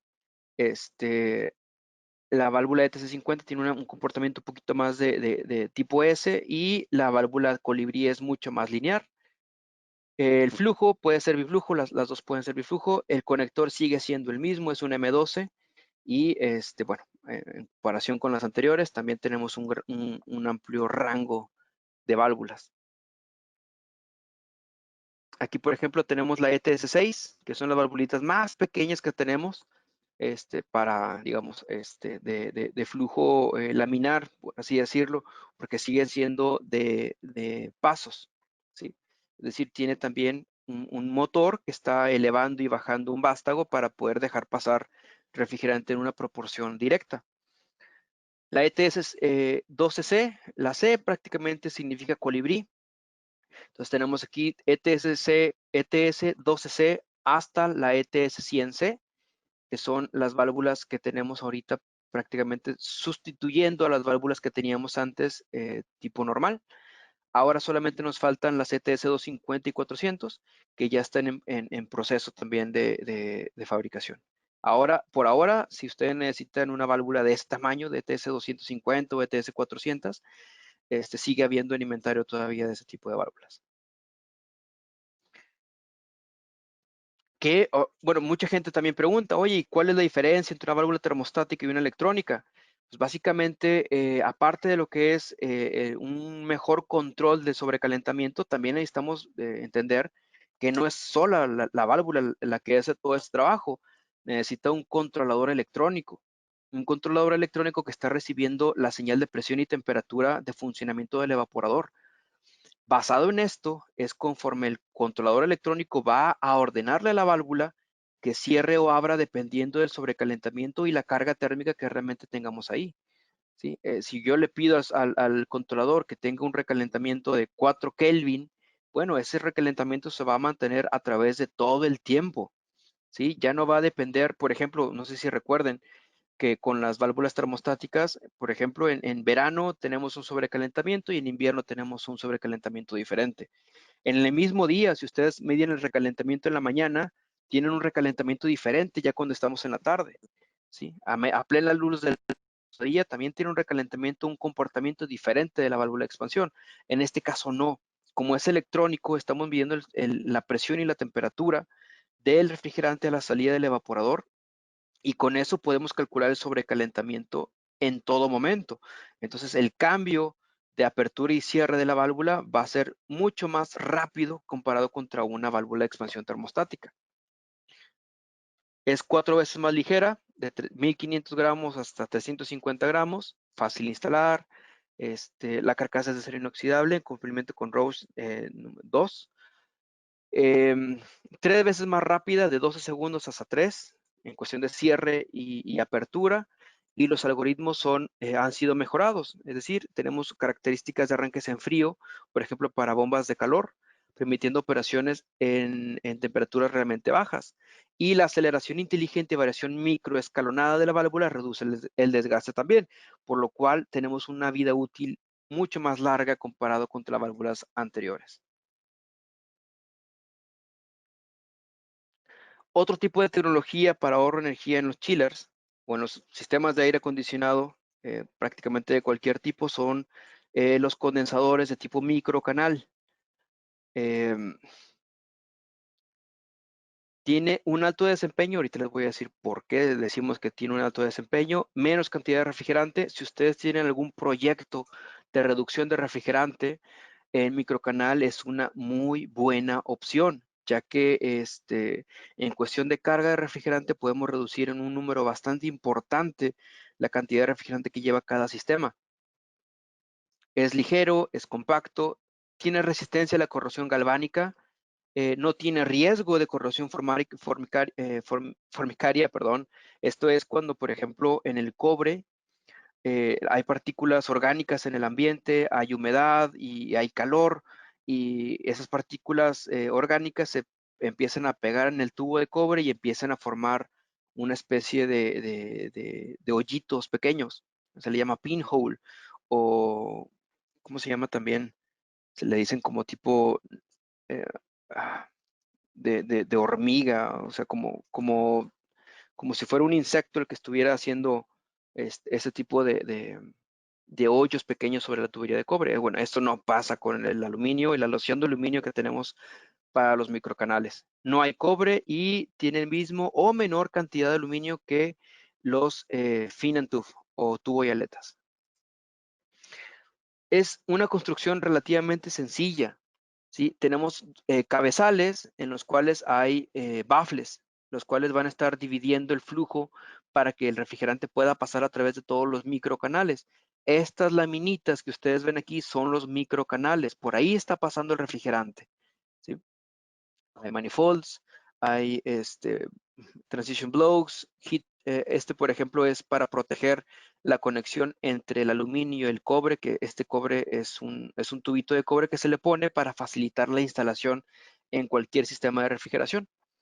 Pero bueno, para evitar que haya corrosión entre el aluminio y el cobre en conjunto con el oxígeno que puede haber en el ambiente, se le pone esta manga, este plástico retráctil, y así evitamos el contacto del aire o del oxígeno con el cobre y el aluminio. Hay varios tipos de condensadores o de aplicaciones, mejor dicho. Tenemos condensadores tipo flat, que son como un tipo radiador de un auto. Puede estar doblado para poder maximizar espacios, tanto en forma cúbica como en una forma de V. También puede ser usado como evaporador, pero solamente en altas temperaturas, o sea, aire acondicionado básicamente. Por ejemplo, si tenemos una aplicación de 25 toneladas de refrigeración con R410 a 50 grados centígrados de condensación, con 5 grados de subenfriamiento, la temperatura 25 grados con 2.5 metros por segundo de velocidad y un tamaño de 25 por 1200 por 2050 milímetros, podemos comparar en dimensiones similares que, por ejemplo, con el microcanal tenemos un menor peso, 68% menos peso, 8.1 contra 35 litros de refrigerante, de volumen de refrigerante interno, es un 77% menos de refrigerante. Y aquí, por ejemplo, el tamaño digamos, en litros cúbicos, bueno, en litros, mejor dicho, en decímetros cúbicos, perdón, de 62, que son las dimensiones completas, contra 270, que son las dimensiones que tiene el condensador de casco y perdón, de tubo y aletas. y también es 77% menos espacio que está ocupando, es menos peso, menos espacio y también menos refrigerante que vamos a utilizar en estas aplicaciones. Mejor resistencia a la corrosión galvánica debido al contacto entre el aluminio y el cobre. Les recuerdo aquí, por ejemplo, la única conexión entre aluminio y cobre que existe es a la salida, y entrada, que están los tubitos ahí de conexión, pero para evitar que exista este tipo de corrosión, se tiene ahí también la manga plástica retráctil para evitar que haya ese tipo de corrosión sobre esa unión. Aquí tenemos, por ejemplo, en todas las aletas y tubos puede existir corrosión galvánica. Puede, no significa que tenga que ocurrir, pero puede ocurrir. Tenemos acá solamente aluminio, las aletas son de aluminio, el microcanal es de aluminio, los baffles son de aluminio y las conexiones intermedias también lo son, pues entonces no hay riesgo de corrosión galvánica. Y en cuestión de acumulación de polvo, pues bueno, aquí el polvo puede incrustarse bastante, de una manera bastante interesante en los que son tubo y aleta, y en el microcanal pues, simplemente se queda sobre una superficie. La limpieza que se recomienda en los condensadores tipo microcanal es agua a chorro a contraflujo. Es decir, si ustedes le meten agua a presión de este lado, básicamente van a estar limpiando el microcanal hacia afuera. ¿Sí?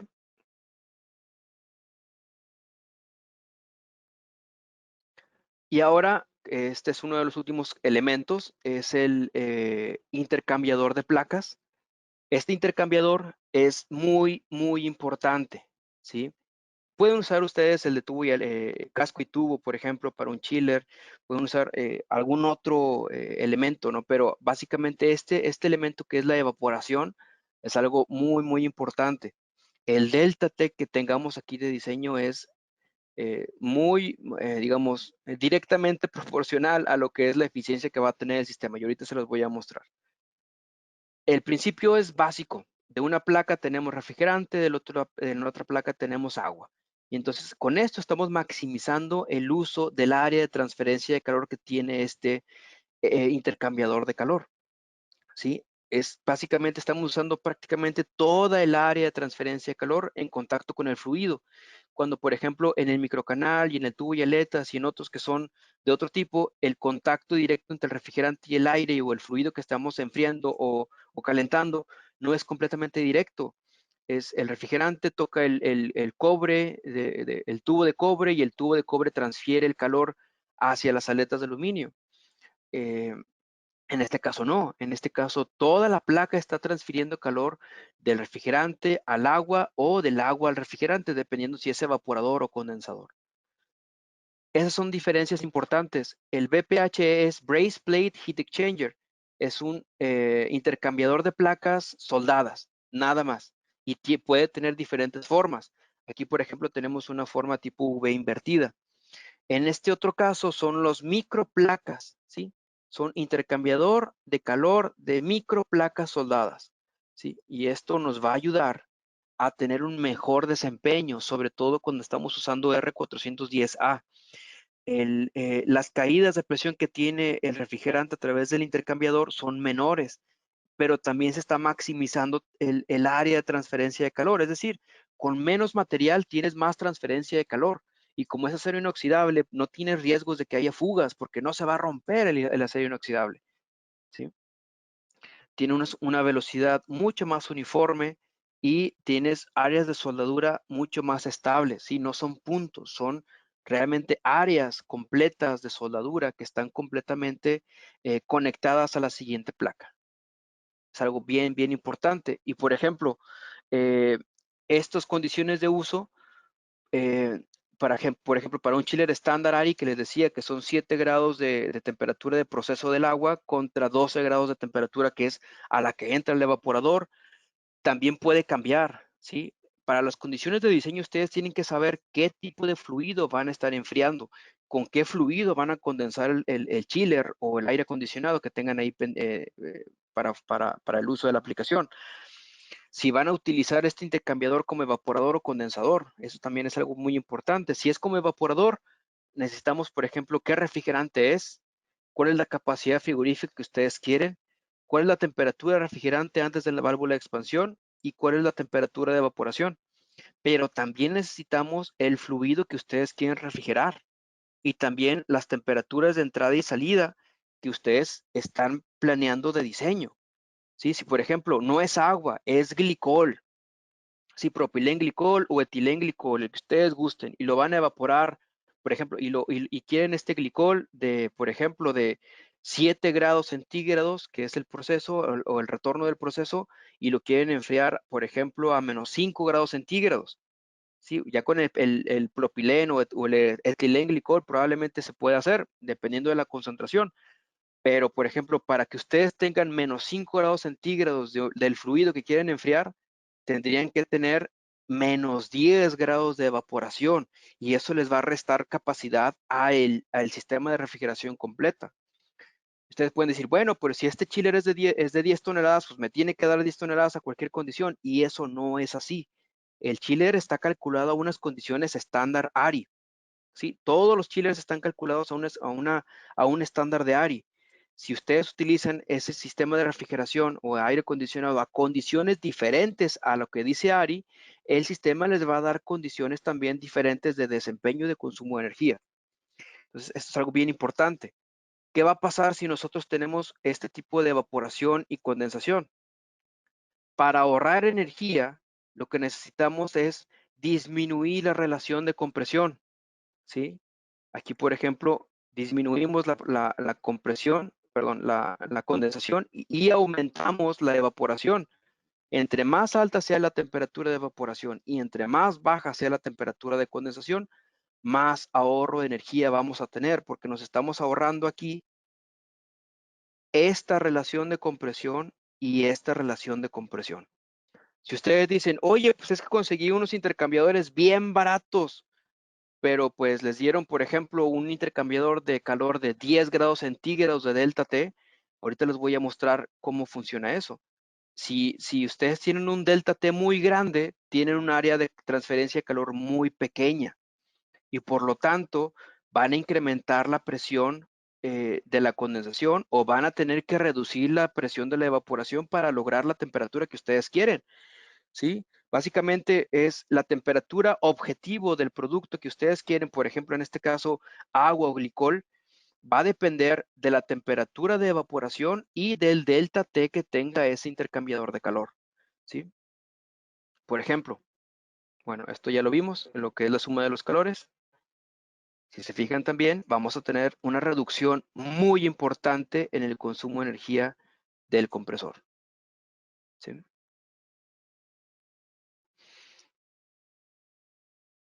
Las condiciones de diseño normalmente son las más extremas, ¿sí? La temperatura de evaporación mínima y la temperatura de condensación máxima. Entonces, la temperatura de evaporación, como les decía, es la temperatura objetivo menos el delta T del evaporador.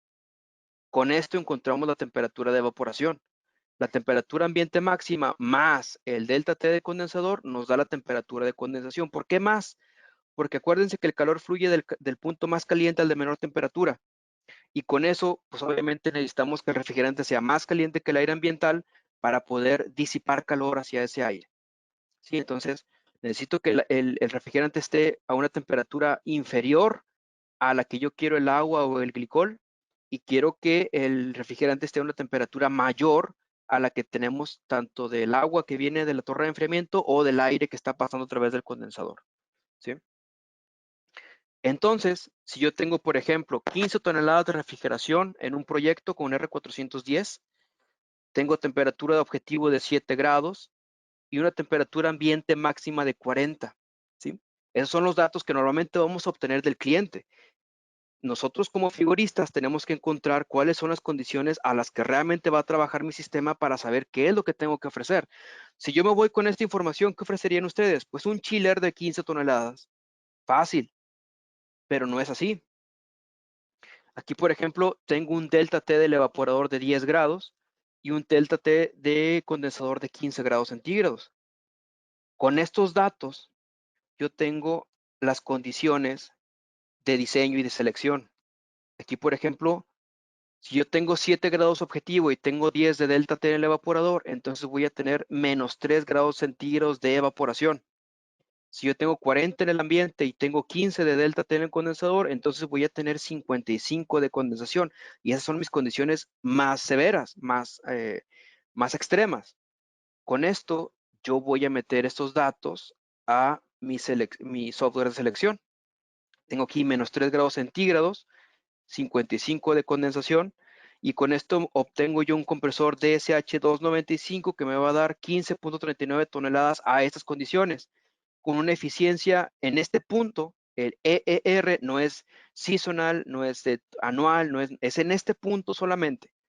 EER de 6.89.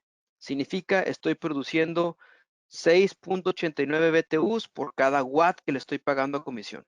¿Sí? Esto es el valor de la eficiencia. Entonces, con esos datos, pues yo obtengo este compresor, pero adivinen qué, este compresor 295 nominal es de 25 toneladas, ¿sí? No son las 15 que yo había pronosticado antes. Este compresor de 25 toneladas a estas condiciones me da 15.39 toneladas, ¿sí?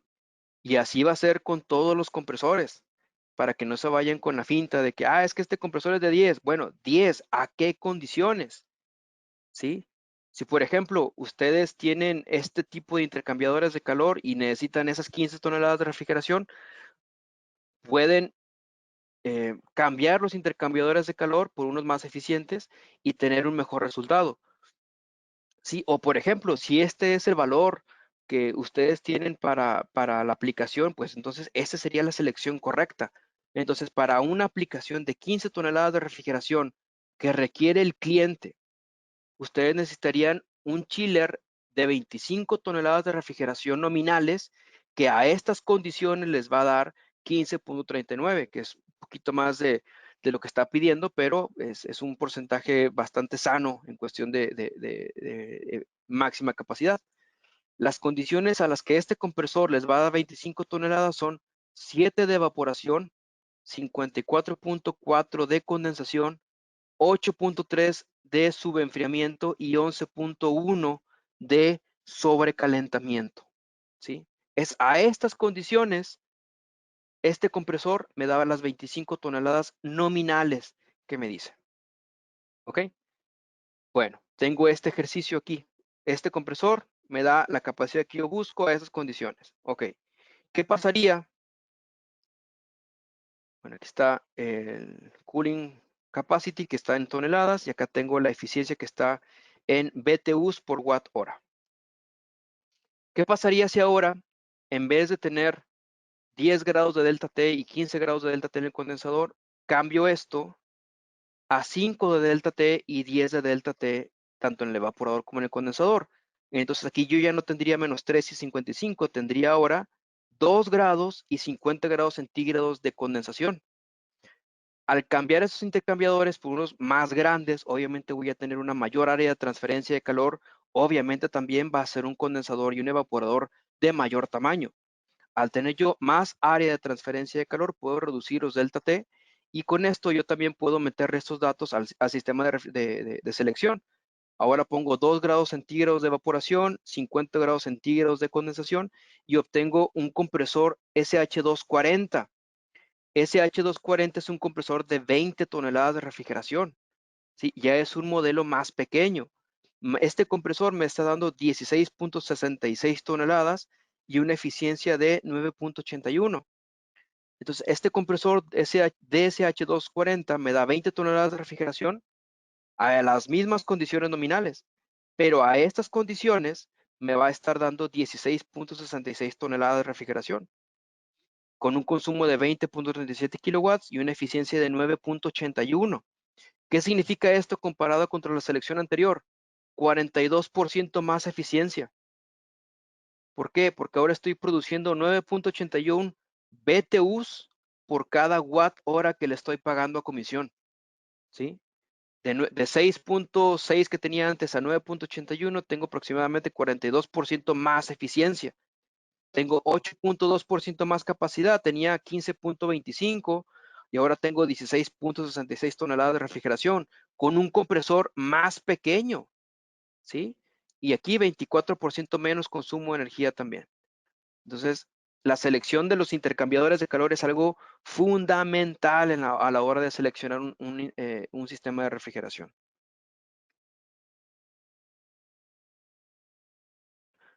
Y el último punto que tenemos para el día de hoy es la calidad de aire interior. Con, con la situación que tenemos actualmente, el flujo de aire o la calidad del flujo de aire interior en edificios, hospitales, escuelas y demás lugares públicos o donde pueda haber mucha gente, se vuelve cada vez más importante, ¿sí? La recirculación del aire, la temperatura objetivo, la filtración correcta de bacterias, de virus, de partículas nocivas para la salud. Todo esto está dentro de un estándar de ASHRAE que ustedes lo pueden observar. Aquí, por ejemplo, tengo un monitoreo, el ASHRAE 62.1. Entonces, todo esto está basado en experiencias de otros ingenieros que han tenido a través del tiempo. Entonces, para poder tener un flujo de aire correcto, tenemos que calcularlo bien, ¿sí? Y esto también está dentro del estándar.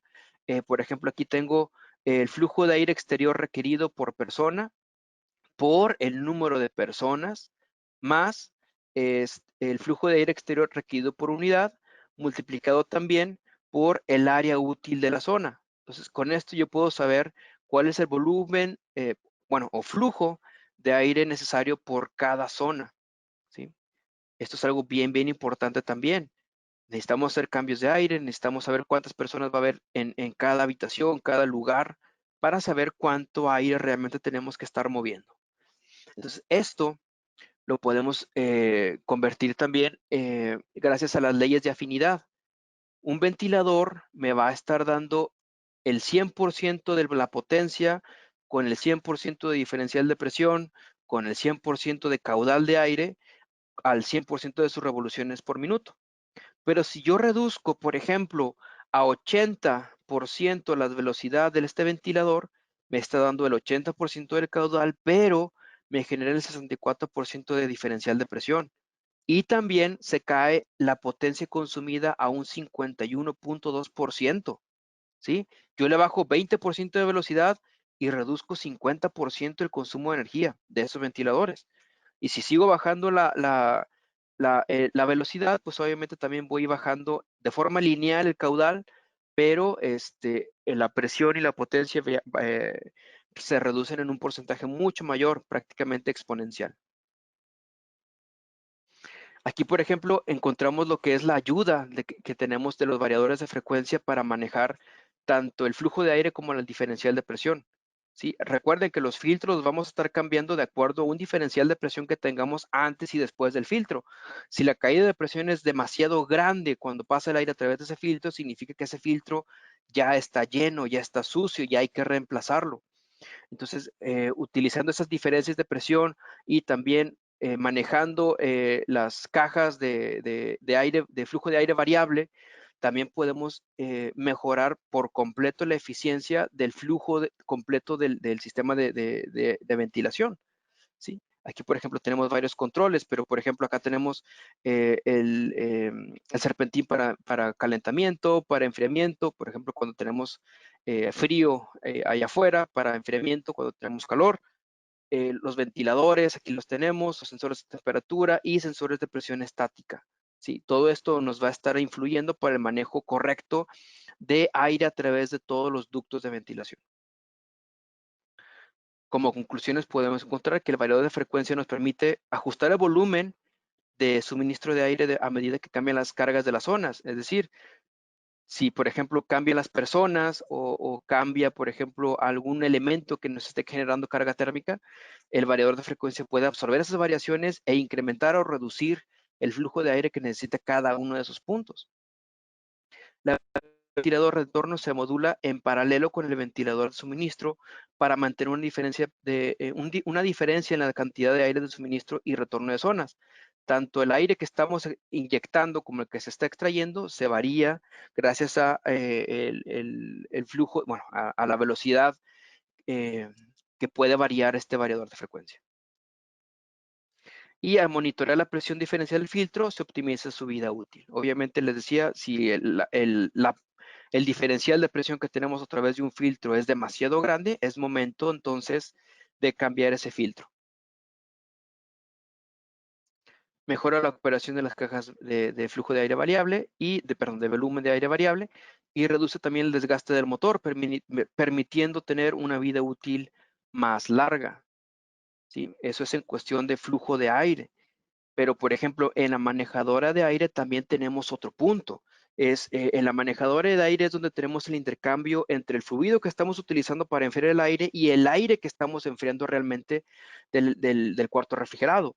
Y aquí tenemos otras características. Por ejemplo, necesitamos también diseñar un flujo de fluido. Estamos inyectando a la manejadora de aire para hacer la transferencia de calor correcta, ¿sí? Por ejemplo, aquí tenemos en el serpentín, el flujo de diseño del serpentín en metros cúbicos por hora, la capacidad de transferencia de energía en watts y el delta T de diseño del sistema, ¿sí? Básicamente así podemos encontrar el flujo correcto para el serpentín, pero acá también vamos a necesitar el flujo correcto del serpentín en metros cúbicos por hora del aire, la capacidad de la válvula que tengamos en metros cúbicos por hora, la válvula que tengamos aquí de control y la caída de presión que vamos a tener a través de la válvula en bares. ¿Sí? La válvula la vamos a tener aquí como regulación tanto de presión como de flujo. ¿Sí? Y esto nos va a dar unas válvulas de balanceo y una válvula de control modulante. Estas dos válvulas no solamente nos van a mejorar la eficiencia térmica de transferencia, sino que también nos van a reducir el costo de energía. Cuando utilizamos estas válvulas en conjunto con variadores de frecuencia en las bombas de agua y en los compresores, obtenemos el máximo ahorro de energía en sistemas de calefacción y de aire acondicionado, ¿sí?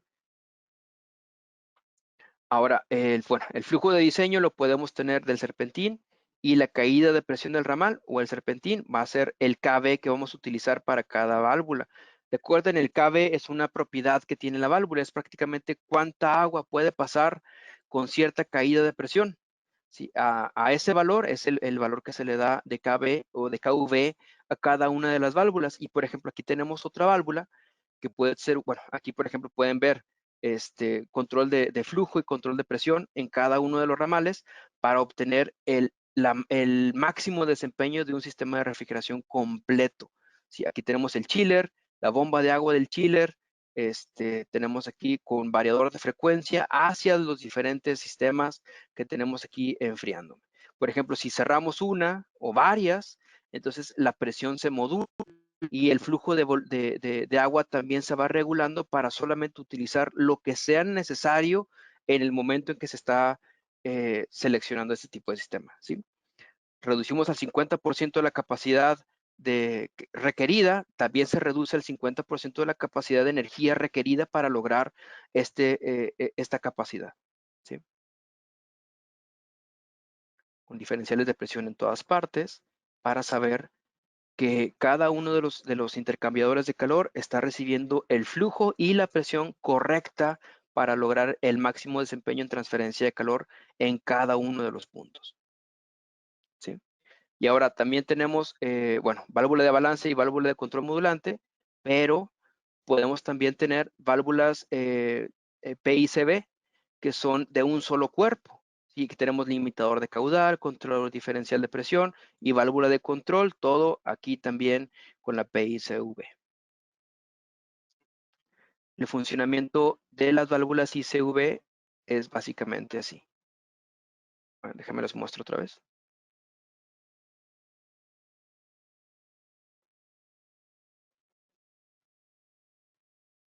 Aquí está.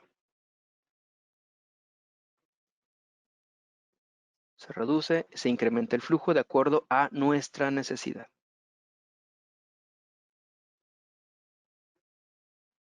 Tenemos el diafragma, que va a estar reaccionando de acuerdo al diferencial de presión también.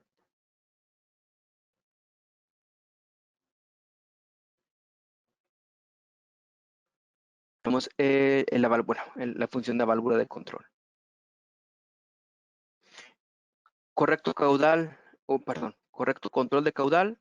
Es muy importante regular el caudal de agua acorde a la demanda térmica que tiene el flujo de aire, ¿sí? Si el aire se reduce, también podemos reducir el caudal que tenemos en el agua. Y con eso reducimos también el costo de operación, tanto de las bombas como del sistema completo. Garantizar una temperatura homogénea de aire nos ayudará a evitar condensación, mantener un mejor control de humedad relativa en las zonas y prevenir el surgimiento de bacterias y hongos. ¿Sí? Así, por ejemplo, si tenemos más agua fría de la que necesitamos, se empieza a generar más humedad, eso genera más microbios, más bacterias y necesitamos más funcionamiento del drenaje del sistema. Debido a que la presión diferencial a través de la válvula es variable, la mejor solución es usar válvulas PICB con actuadores modulantes.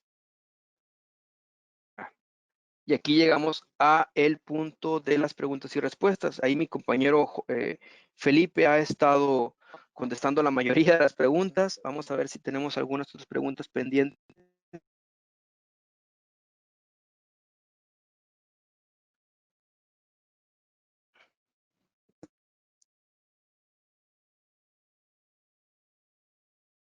¿Qué delta T debo considerar en la evaporación entre agua y refrigerante para enfriamiento de procesos y para climatización? Pregunta Pablo. Pablo, te recomendamos 5 grados. Con 5 grados puedes tener un diferencial bastante decente. Por ejemplo, si tú quieres agua a 7 grados, evaporas a 2 grados. Si tú quieres un diferencial más pequeño, por ejemplo, si tú quieres 7 grados y quieres evaporar a 5, un delta T de 2 grados te va a dar un intercambiador enorme, ¿sí? Muchísimo más caro. Entonces, 5 grados de delta T en un intercambiador de agua es bastante recomendable. El efecto frigorífico es menor que Q1 si se considera las pérdidas de salida del evaporador hasta la entrada del compresor. Así es, en realidad lo que les estaba mostrando era un sistema ideal, ¿sí? El calor 1 es lo que estoy absorbiendo, el calor 2 es todo el calor que estoy rechazando y el trabajo es el que está consumiendo el compresor. Pero aparte de eso, hay también calores que estamos teniendo, por ejemplo, entre la tubería del evaporador al compresor, ese calor sigue entrando, o el calor que sigue entrando también desde la tubería del condensador hasta el evaporador o hasta la válvula de expansión. Todas las caídas de presión que está generando la tubería también generan una carga térmica. Entonces, todo eso también influye en lo que es la carga térmica completa. Pero sí, así es. Lo que les estaba mostrando era el sistema ideal, ¿no? 10 toneladas de enfriamiento, 10 toneladas de válvula de expansión, un compresor que me da 10 toneladas y un condensador probablemente entre 30 y 40% más grande. Tenemos un chiller con 2 circuitos. Ay, no, dos compresores reciprocantes de 3 cabezas, 6 pistones y condensador remoto con 4 ventiladores. ¿Qué solución me podría aconsejar con PLC, MSX y controlador PWM AXSC para evitar variador de frecuencia en ventiladores y compresor? En este es de un valor considerable al seleccionarlo para corriente máxima de 85 amperes. Pensando en regulación de la capacidad de estos con válvulas solenoides de pulsos, alguna solución quizás con un EKC u otro controlador Danfoss, gracias de antemano.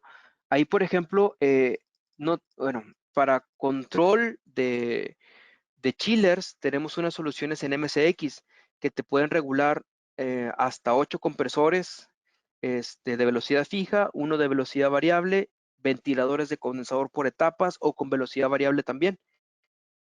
Para el intercambio de calor podemos tener ahí un control electrónico de sobrecalentamiento en una válvula de expansión electrónica también. Entonces, con 2 circuitos tendrías que tener doble control, una para cada válvula de expansión. Y nada más. Eso sería lo más sencillo y lo más fácil de utilizar. Si te quieres meter en problemas más complejos, pues hay otras soluciones, ¿no? Pero a final de cuentas, entre menor costo y menor dificultad de implementación, creo que es mejor. ¿Hay un rango de considerar en la resolución de compresión de los equipos IDB? Gracias. No. El rango de relación de compresión se da gracias al, al mismo diagrama del compresor. Recuerden, los diagramas de los compresores que les mostré ahorita, donde la parte de las X está la evaporación, en las Y está la condensación, eso es algo estándar, ¿sí? todos los compresores deben de tener un diagrama así. Puede ser diferente, pero todos los compresores deben de mostrarles un diagrama así y debe estar, por ejemplo, en los manuales de operación. ¿Sí? Ustedes tienen que simplemente mantener el compresor trabajando dentro de esos límites para que tengan una vida útil larga. No importa ahí ya prácticamente la marca, simplemente todos los compresores trabajan así. Mínima evaporación, máxima evaporación, mínima condensación, máxima condensación. Si ustedes están fuera de esos límites, van a reducir la vida útil de ese compresor. Dice la... déjenme les quito esto. La caída de presión en el condensador de microcanal es la misma que en el condensador normal. No, es un poquito mayor debido a que los microcanales, como son más pequeños, generan una caída mayor, pero por ejemplo lo que queremos es tener una presión cada vez menor en el compresor. Entonces, pues bueno, esa caída de presión puede incluso ayudarnos a tener una temperatura más baja del líquido refrigerante. Pero es mínimo, en realidad no tienes un gran beneficio en cuestión de esa parte. El beneficio está en el intercambio de calor por área. ¿En base a qué criterio determinó el delta T del evaporador? El delta T, por ejemplo, el que les mostré ahorita, el de 10 y de 15 son evaporadores y condensadores que he visto en el mercado normal. ¿Sí? Por ejemplo, alguien quiere agua a 7 grados y evapora a -7, son 10 grados de delta T. Alguien quiere glicola a -2 y evapora a -12, tiene 10 grados de delta T. Es algo que he visto muy común. Y es porque, bueno, al tener un delta T más grande, pues se reduce la cantidad de material con el que está hecho ese intercambiador y por ende tiene menos área de transferencia de calor y un menor costo. Entonces es muy fácil caer en la tentación de comprar un intercambiador más barato, pero pues tiene que considerar las consecuencias de hacerlo así. Y por ejemplo, los que les mostré después, que son 5 de delta T de evaporación y 10 de delta T de condensación, son algo un poquito más estándar en cuestión de refrigeración comercial. ¿Sí? 10 grados de delta T, 10 grados centígrados, que son 20 grados Fahrenheit más o menos de delta T, es algo, digamos, no estándar, pero sí algo que puedes observar en muchos condensadores que hay en el mercado. Son 3 las preguntas que tengo. Dice, ¿se puede realizar retrofit de compresor turbo core a cualquier chiller o tiene que ser específicos? El turbo core puede ser utilizado en, bueno, es que sí es complejo, tendrías que sacar todo el aceite que tienes en el sistema. Pero sí se podría. Solamente que tienes que también tener en cuenta el rango de operación que vas a tener el compresor, la temperatura de evaporación, la temperatura de condensación y la capacidad que tú quieres. Pero sí, todo podría hacerse. ¿Se puede hacer retrofit de electrónica de colibrí a cualquier chiller o solo específicos? Y si se puede interconectar con el variador de frecuencia de los compresores para mejor desempeño o no. No es necesario. Por ejemplo, si tú tienes, bueno, primero sí, puedes poner una válvula colibrí en cualquier sistema de refrigeración o aire acondicionado. Sí, soporta 40 refrigerantes diferentes. Entonces puedes ponerle 404, 410, 134, los nuevos refrigerantes, todos estos ya están incluidos. Entonces, aire acondicionado, refrigeración, puedes utilizar la colibrí sin problemas. Ahora, lo puedes utilizar como retrofit en cualquier sistema también. Nada más que necesitas los elementos que te mostré ahorita, el controlador electrónico, el sensor de temperatura, el sensor de presión, para que puedas tener un desempeño óptimo, ¿no? de la válvula. Esa es una. ¿Y se puede interconectar con el variador de frecuencia? Sí, pero no es necesario. En realidad lo que vas a hacer es, conforme vas variando la apertura y cierre de la válvula de expansión, vas también generando diferencias en las presiones de succión del compresor. Entonces, cuando la válvula cierra o abre, genera esa diferencia de presión, la cual es detectada por el transductor de presión que tienes a la succión del compresor y eso hace que varíe la velocidad del compresor. Entonces, no están realmente interconectadas electrónicamente, pero por medio del sistema se da esa interconexión. A final de cuentas, los transductores de presión miden la misma presión, una presión un poquito diferente debido a las caídas de presión, pero de todos modos son los que hacen accionar tanto la apertura y cierre de la válvula como la velocidad hacia arriba y hacia abajo del variador de frecuencia. Y se puede realizar retrofit de condensadores de microcanal a cualquier chiller o solo específicos. No, a cualquier chiller, ¿sí? Nada más necesitas tener ahí bien qué capacidad tienes. De hecho, hasta te podemos ayudar. Tenemos una hojita por ahí. Si quieren mandar un correo a sac.mexico@danfoss.com, SAC es S de sal, A de Alberto, C de casa, .mexico@danfoss.com. Ahí les podemos ayudar a seleccionar un intercambiador de calor para un condensador tipo de microcanal.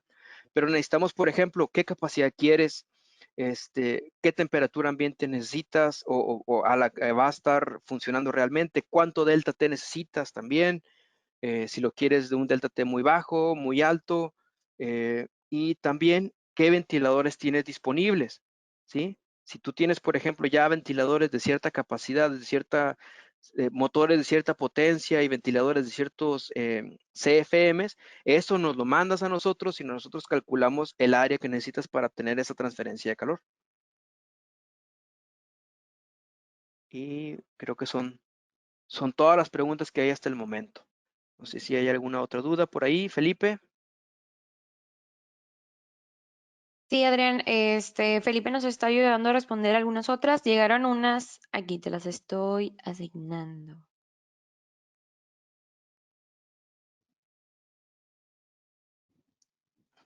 Ándale, sí llegaron bastantes. Sí, ¿verdad? Listo. Ok. Buen día. ¿Los intercambiadores de microcanal funcionan en sistemas con aceite? Sí. De hecho, por ejemplo, grandes fabricantes que tenemos aquí en la ciudad son buenos consumidores de condensadores tipo microcanal.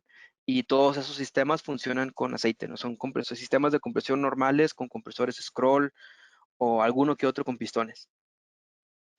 El aceite no trae problemas en los microcanales del intercambiador. En realidad, no. No, porque tenemos una alta presión y una alta velocidad en los microcanales, entonces no genera problemas en cuestión de transferencia de calor.